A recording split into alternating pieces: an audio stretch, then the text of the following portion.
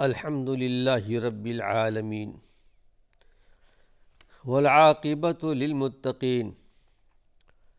والصلاة والسلام علی سید المرسلین۔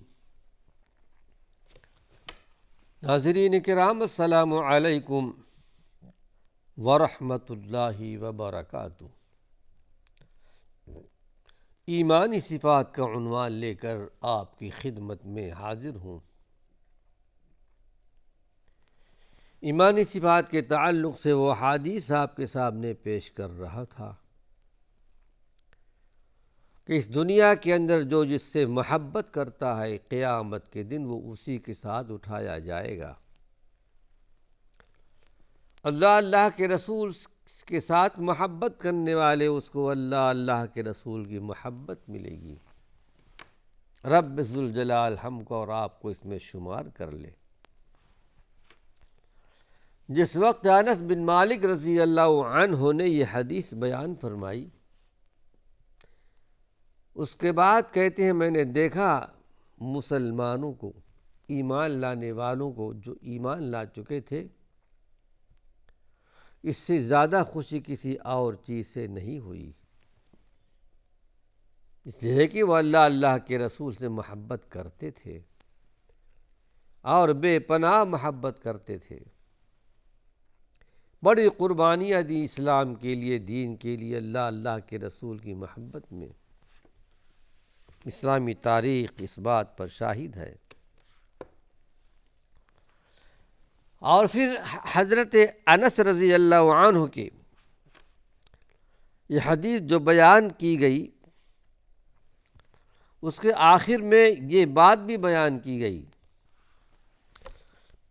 کہ فما فرحنا بشیء فرحنا بقولہ صلی اللہ علیہ وسلم۔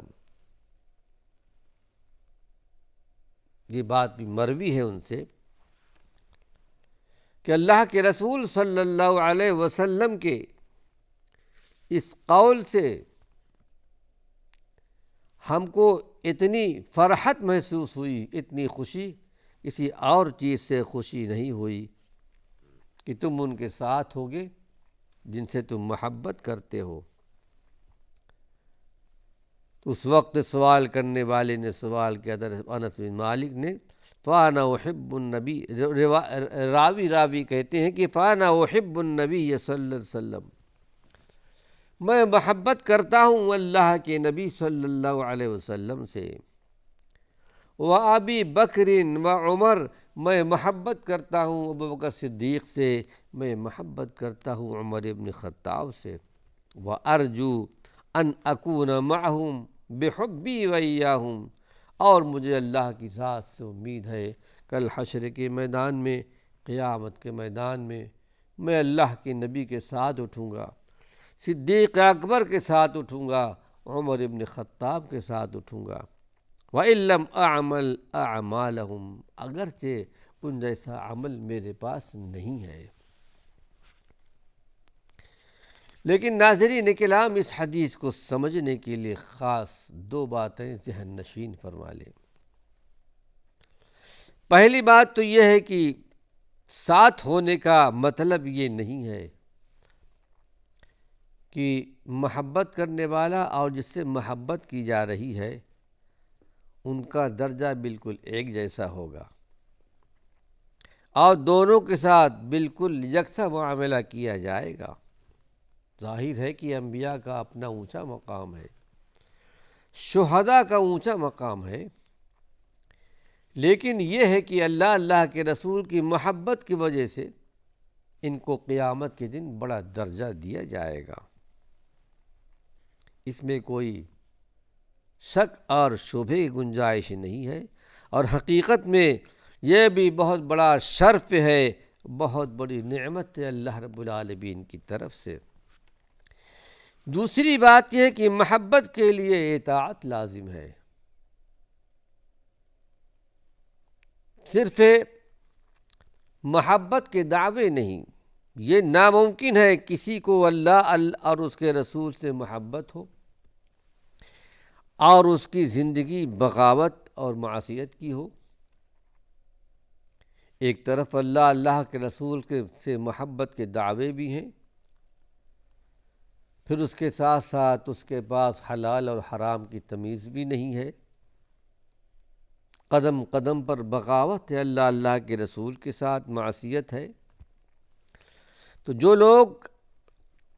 بڑی آزادی بے فکری کے ساتھ اللہ کے رسول کے احکام کی خلاف ورزی کر رہے ہیں، وہ اللہ کے رسول کے محبت کے جھوٹے دعوے دار ہیں، اور حقیقت میں واقعہ بھی کہ وہ خود بھی اپنے کو اہل محبت میں سمجھیں کہ ہم بھی اللہ کے رسول سے محبت کرتے ہیں، حقیقت میں وہ اپنے آپ کو فریب میں ڈالتے ہیں۔ غالباً کسی نے کہا ہے، رابعہ بصری رحمۃ اللہ علیہ نے یا کسی اور نے،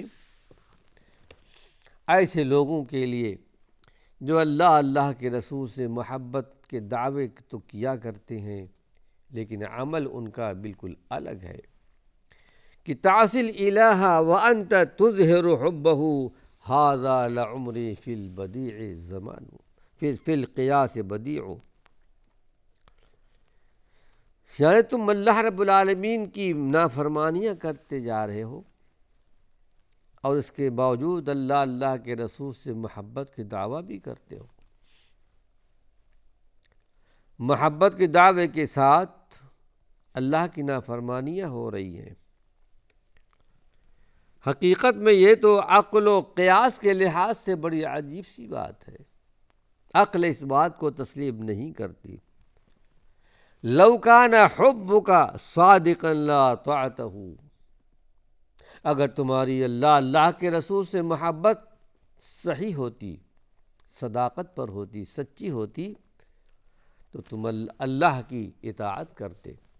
اللہ کی کتاب کو مانتے، اللہ کی کتاب پر عمل کرتے۔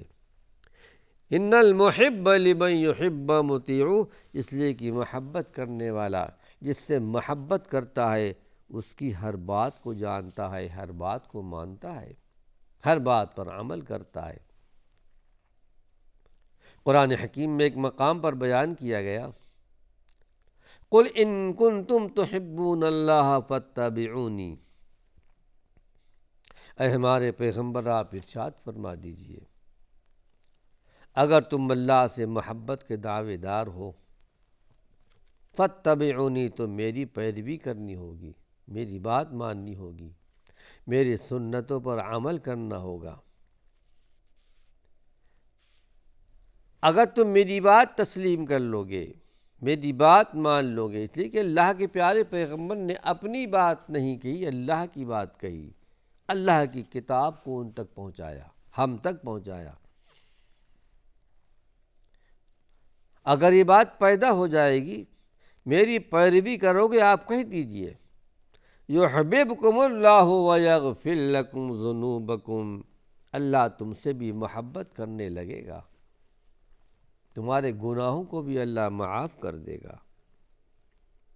شرط یہ ہے کہ اللہ کے رسول کی محبت کے ساتھ ساتھ عمل بھی ہونا چاہیے۔ اللہ اور رسول کی محبت کے لیے ان کی اطاعت لازم ہے، بلکہ حق یہ ہے کامل اطاعت محبت ہی سے پیدا ہوتی ہے۔ ہاں، یہ بات بھی ذہن نشین فرما لیں ناظرین کرام کہ اللہ اور رسول کی محبت کرنے والوں کو کل حشر کے میدان میں، قیامت کے میدان میں، انبیاء ہیں، صدیقین ہیں، شہداء ہیں، صالحین ہیں، ان کی معیت اور ان کی رفاقت حاصل ہوگی، جو اللہ کے رسول سے محبت کریں گے۔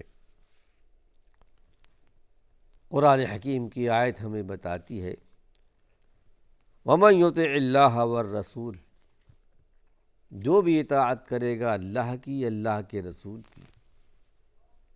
قرآن کی بات مان لے گا، عمل کرے گا، نبی کی بات مان لے گا، عمل کرے گا،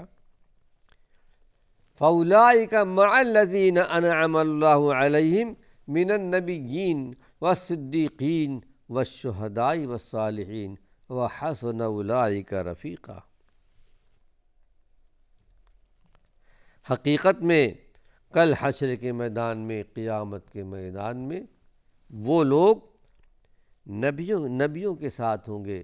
صدیقین کے ساتھ ہوں گے، شہداء کے ساتھ ہوں گے، اور پھر یہ کہ صالحین کے ساتھ ہوں گے،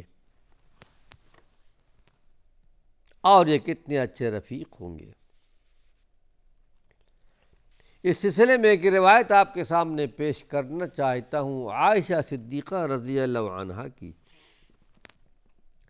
جس کو امام ابن کثیر رحمۃ اللہ علیہ نے اپنی تفسیر میں نقل کیا ہے۔ سورہ النساء کی یہی آیت جو ابھی آپ کے سامنے پیش کی گئی۔ ایک آدمی اللہ کے نبی صلی اللہ علیہ وسلم کی خدمت میں حاضر ہوئے اور عرض کیا کہ اللہ کے رسول، مجھے اپنی بیوی ہے، اپنی اولاد ہے، اور اپنی جان سے بھی زیادہ حضور سے محبت ہے، اپنے گھر والوں کے تمام افراد سے زیادہ مجھے آپ سے محبت ہے، آپ سے تعلق ہے۔ پھر میرا حال یہ ہے کہ جب میں گھر پہ ہوتا ہوں اور آپ کی یاد آتی ہے تو اس وقت تک مجھے صبر اور قرار نہیں آتا جب تک کہ آپ کے پاس حاضر ہو کر کے آپ کو ایک نظر دیکھ نہ لوں، اور جب میں اپنے مرنے کا خیال کرتا ہوں اور آپ کی وفات کا خیال کرتا ہوں تو میری سمجھ میں آتا ہے کہ وفات کے بعد تو اے اللہ کے نبی صلی اللہ علیہ وسلم، آپ کو تو انبیاء علیہم السلام میں بڑا اونچا مقام ہوگا، اونچا مقام آپ کو دیا جائے گا، اور میں اللہ کی رحمت سے اگر جنت میں گیا بھی تو میری رسائی اس عالی مقام تک کیسے ہوگی جہاں آپ ہوں گے؟ اس لیے میں تو آخرت میں آپ کے دیدار سے محروم ہو جاؤں گا۔ کتنی پیاری محبت تھی اللہ کے پیارے پیغمبر سے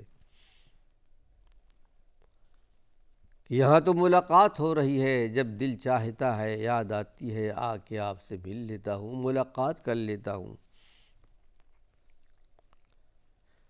اللہ کے رسول صلی اللہ علیہ وسلم نے اس شخص کی بات تو سن لی، لیکن آپ نے کچھ جواب نہیں دیا، یہاں تک کہ سورہ النساء کی آیت نازل ہوئی ان کے شان میں۔ صحابہ کو اللہ نے وہ درجہ، وہ مقام دیا کہ ان کی شان میں قرآن حکیم کی آیات نازل ہوا کرتی تھیں۔ جبھی تو اللہ نے کہہ دیا کئی مقام پر رضی اللہ عنہم ورضوا عنہ، اللہ ان سے راضی ہوا، یہ اللہ سے راضی ہوئے۔ ومن یطع اللہ والرسول، جو بھی اللہ کے رسول کی اطاعت کرے گا، یہ وہ لوگوں کے ساتھ ہوں گے قیامت کے دن جو انبیاء ہوں گے، شہداء ہوں گے، صالحین ہوں گے، اور یہ حقیقت میں کتنے اچھے رفیق ہوں گے۔ گویا اس آیت نے اللہ کے رسول صلی اللہ علیہ وسلم کے اس محبت صادق کو اور دوسرے تمام اہل محبت کو خوشخبری سنائی ہے، جن کو اللہ کے رسول سے سچی محبت ہو۔ جب تم کو سچی محبت ہے تو تم اللہ کے رسول کی فرمانبرداری ضرور کرو گے۔ سچی محبت ہوگی تو یقیناً عمل بھی کرو گے، پھر تم کو جنت میں اللہ کے خاص مقرب بندوں کی معیت اور رفاقت بھی حاصل ہوگی۔ اللہ سے دعا ہے پروردگار عالم، خالق کائنات، یہ درجہ، یہ مقام ہم سب کو نصیب فرمائے۔ ناظرین کرام، ایمانی صفات کا تعلق ایک دینی اخوت سے بھی ہے، دینی بھائی چارگی سے بھی ہے۔ اخوت، محبت، ہمدردی، غمخواری، کسی کے ساتھ ہمدردی ہو، کسی کے ساتھ غمخواری ہو، یہ اللہ کے پیارے پیغمبر کی تعلیمات میں شامل ہے، ایمانی صفات کا اہم عنوان ہے۔ اللہ کے رسول صلی اللہ علیہ وسلم تو رحمت للعالمین تھے۔ وما ارسلناک الا رحمت للعالمین، اے ہمارے پیغمبر، ہم نے آپ کو سارے جہان کے لیے رحمت بنا کر کے بھیجا ہے، صرف انسانوں کے لیے نہیں، جنوں کے لیے نہیں، چرند و پرند کے لیے، چاہے کوئی مخلوق کہیں کے بھی رہنے والے ہوں، سب کے لیے آپ رحمت تھے۔ اور آپ کی تعلیمات ساری دنیا کے لیے حقیقت میں آب رحمت۔